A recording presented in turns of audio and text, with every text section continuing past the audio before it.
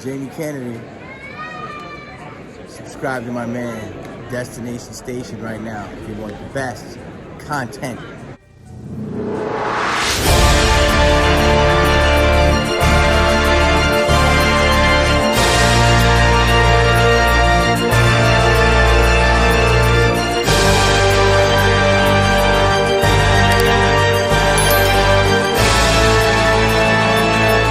Welcome to Destination Station. As always, I'm Destin. Thank you for clicking on this video. Subscribe to Destination Station if you want Scream, Halloween, and everything in between.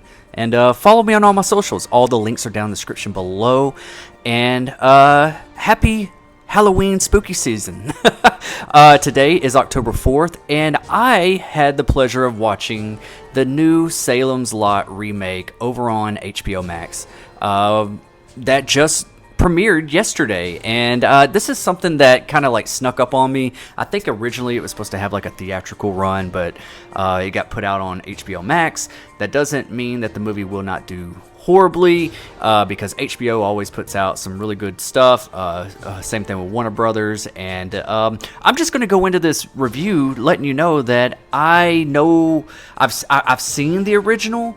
It's been years. I was probably a kid. It was never the one that I was like always rewatching or anything like that. I wasn't like the biggest fan, but I was a big fan of Stephen King. And I did not watch that TV miniseries with, I think Rob Lowe was in that, which I am curious to check out after I've seen this one. And I just want to give you my initial thoughts on what I think about this movie, because if you're subscribed to my channel, you already know that I'm a big old school vampire horror fan. That's just me. I love The Lost Boys. I love like a good vampire movie. I love From Dusk Till Dawn. All this like new vampire stuff. Like, you know, it was even hard for me to like get into like True Blood and stuff like that, just because it gets a little quirky and goofy. But you know, there were still elements about that show that I did like. But it seemed like we were veering off for a very long time with Twilight. You know, I don't even want to like say that word. And it's just like, I'm just glad that we're getting back to form, you know. And I think it really helped with What We Do in the Shadows, even though that was a comedy, what Taika Waititi did. It kind of brought vampires back into mainstream, I guess you would say. And I'm glad that they're bringing back like old school vampire horror. That's what I was so intrigued to see here. And all the marketing material I saw, I was like, oh, this looks like it's got great production. It looks really good. It looks like it's right down my alley. It might even be better than the original, which I can't compare because I haven't seen that movie since I was a kid. Let me get to the damn fucking part. So I went into this kind of fresh eyes, kind of just like, hey, let me just judge this on its own. And I walked away kind of mixed feelings on it. And let me explain for a minute, okay? There's a lot to like about this movie. The director also worked on a lot of James Wan properties, and also James Wan is an executive producer on this. And you can see his hand and his production team or whatever is all over this, because the cinematography is great, the atmosphere is great. There's certain shots of this that's just like, wow, that looks really good. It really sets the mood, and I love that. And it's all over this movie. There's so much of atmosphere that you'll love about this movie. It's just everything that the way things are orchestrated or executed, I guess you would say.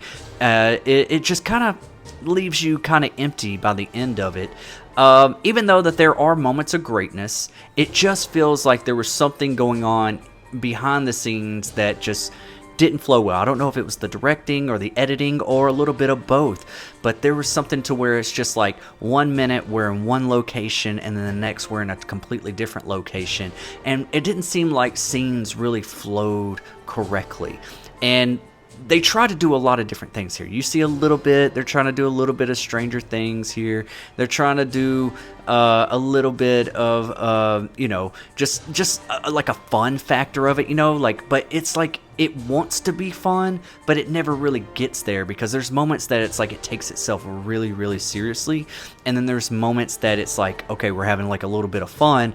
And I don't feel like it balanced the two the way it should. Maybe that was the idea going into it, but I don't know if it, like I said, the editing or just the execution of directing these scenes, just there was like it was like it almost felt a little sloppy as far as like how the story was progressing, and we were just kind of like all over the place. And you know, you do have like a little bit of a love interest in here. You do have a, you know, a kid in here that's kind of gives you that Stranger Things vibe or Goonies vibe, you know, kind of. And you have like a very good cast, a good group of people that are banding together to take on this force. But there's just certain things that happen throughout the movie. It was like, it felt like, you know, I remember like highlights of the original, and I felt like it was like, okay, we got to do this highlight and we got to do that highlight because that's from the original.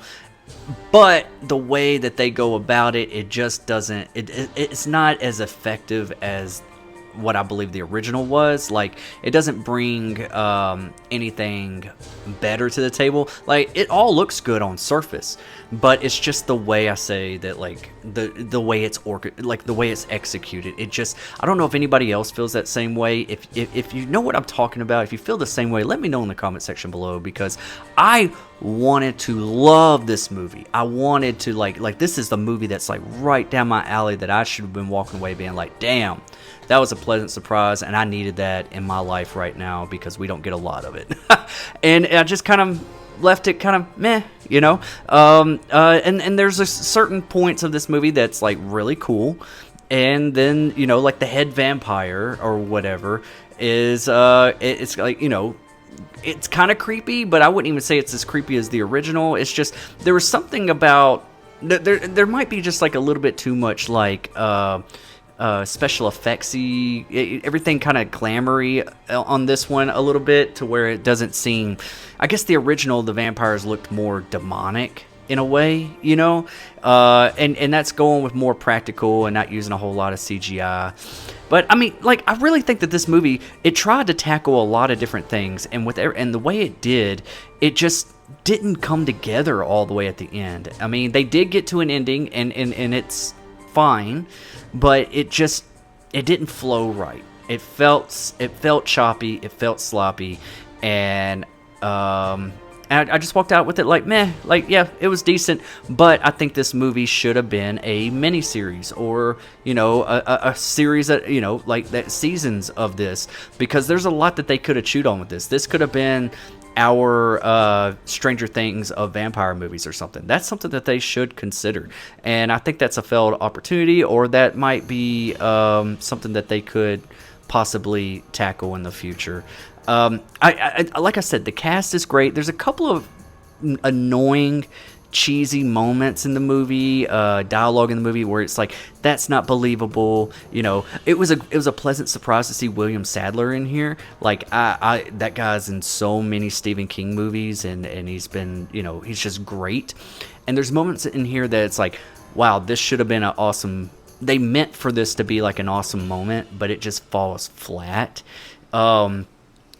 A little bit, and there might be people that feel the complete opposite, and that's okay, you know, like, to each their own. But even like the love interest, I just wasn't really buying it. Even our main protagonist, I know that's Bill Pullman's son, and he's a good actor, but I just felt nothing from him, like nothing. And then the love interest girl, she had a little bit of character to her, but it just felt all kind of forced. And like I said, even like that character development was like, and that relationship was even like sloppy. And the best part of this movie is the kid. He's the one kicking ass and taking names.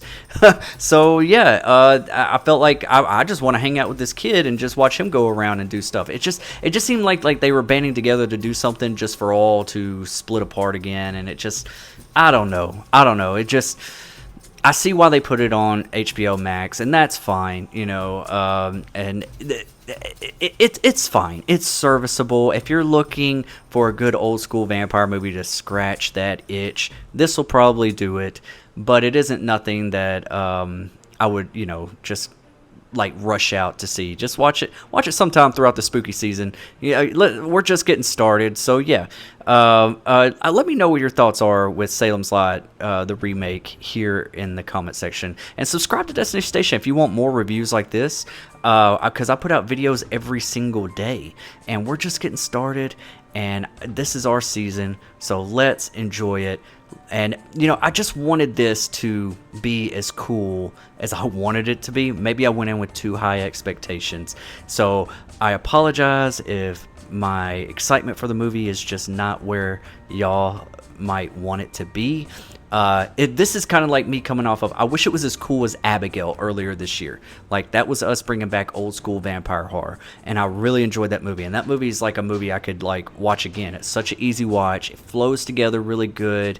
It just has a great pacing. This pacing here is like up and down, up and down, up and down, and then it's like questioning like, where are we at and how did we get here? It's just, you know, it's just a lot of there's a lot of things that just kind of like took me out of it, and it's just like, oh, it really feels like that they just like, oh, we showed up on a scene, we had to do this scene, cut, all right, we're jumping across town, we got to do this scene or this, you know, this lot and do a scene and cut, you know, it just, they had all the ingredients, it just did not cook well. Maybe it overcooked.